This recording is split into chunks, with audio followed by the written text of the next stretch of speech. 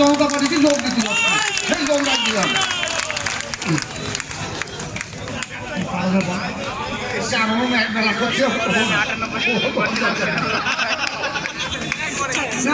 ভারত মাতা কি।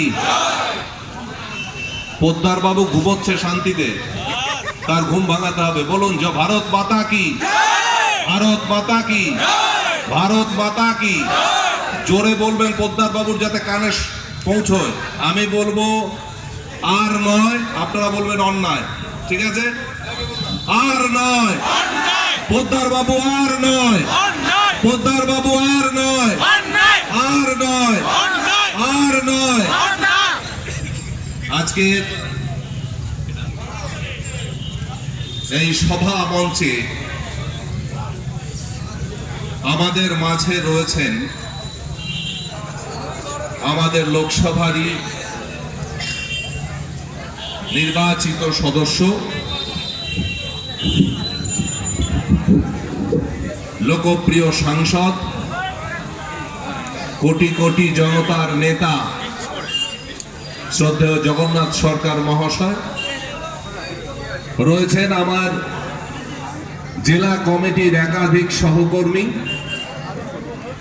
বিপুল দা থেকে শুরু করে ভাই পঙ্কজ, ধীরেন দা থেকে শুরু করে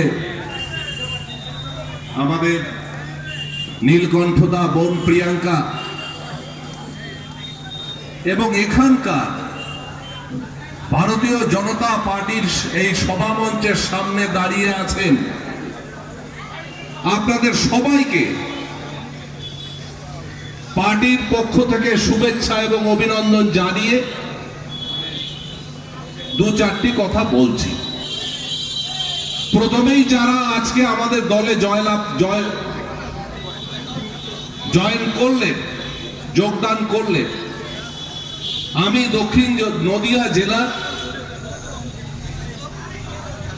দায়িত্বে থেকে আপনাদের স্বাগত জানাচ্ছি আর আপনাদের আশ্বস্ত করছি, ভারতীয় জনতা পার্টি আপনাকে কিছু দিতে না দিতে পারলেও আপনাকে সম্মান দেবে, আপনাকে মর্যাদা দেবে। আপনার সম্মানহানি ভারতীয় জনতা পার্টিতে হয় না, কারণ ভারতীয় জনতা পার্টির মূল সম্পদই হয় ভারতীয় জনতা পার্টির কার্যকর্তা। অর্থাৎ আমাদের পার্টি দাঁড়িয়ে আছে সমস্ত আমাদের কার্যকর্তার উপর। তবে পাশাপাশি এটাও মনে রাখবেন যে ভারতীয় জনতা পার্টি এমন এক দল, যে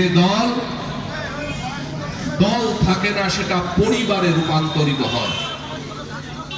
আজকে যারা যোগদান করলেন তারা আশ্বস্ত হয়ে যান বাড়িতে।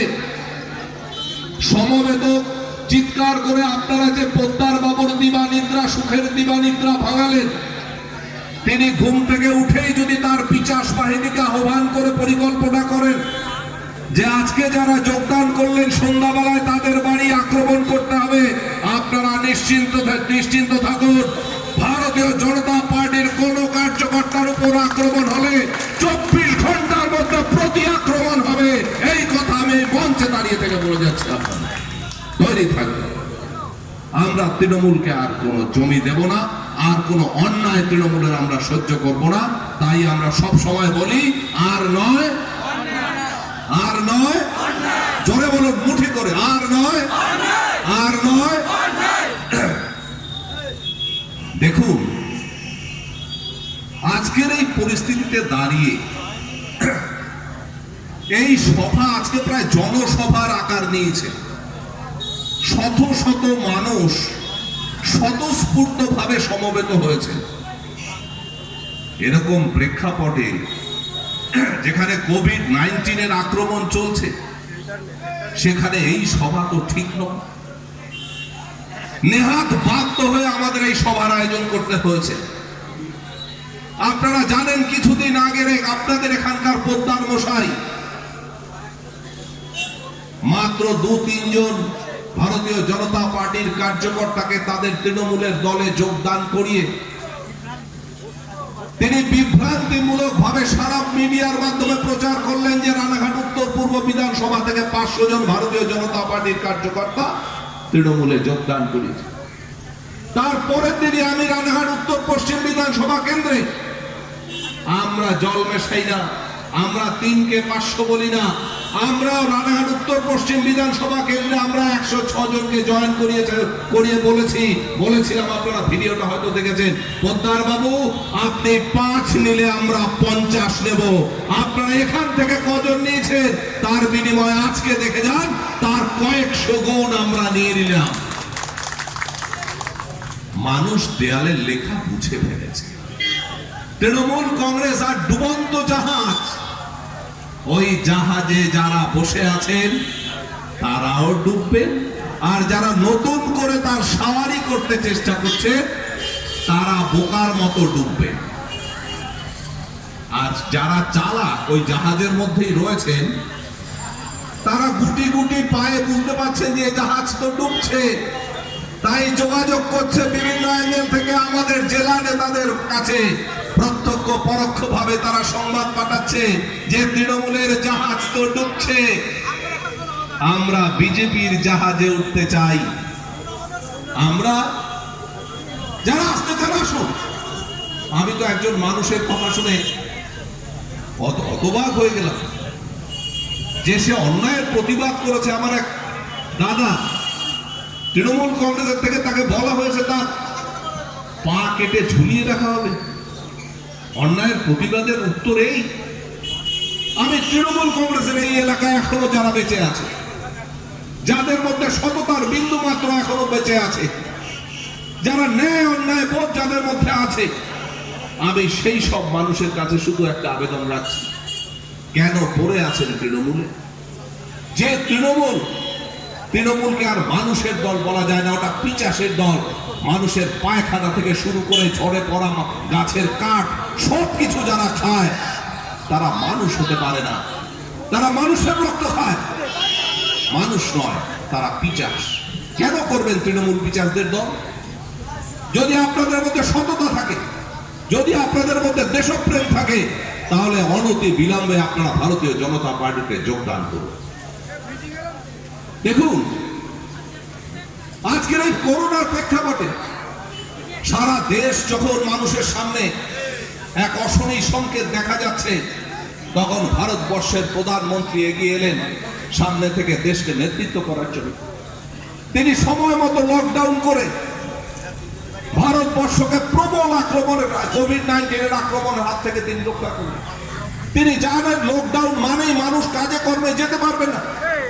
আমাদের শ্রমিক ভাই, আমাদের ছোট ব্যবসায়ী, আমাদের যারা দিন আনে দিন খাওয়া মানুষ, তাদের সমস্যায় পড়তে হবে।